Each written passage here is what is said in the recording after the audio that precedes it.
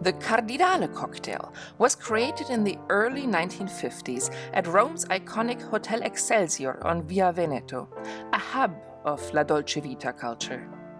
The drink was invented by head barman Giovanni Raimondo in honor of Cardinal Schumann, a German prelate and regular at the bar.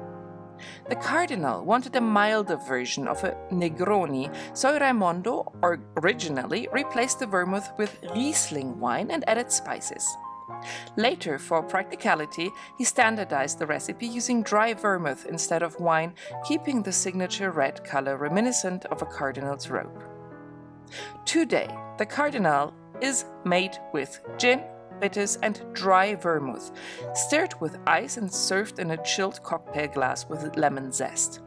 The original version, however, used equal parts gin, Campari, and Riesling, spiced with cloves and cinnamon.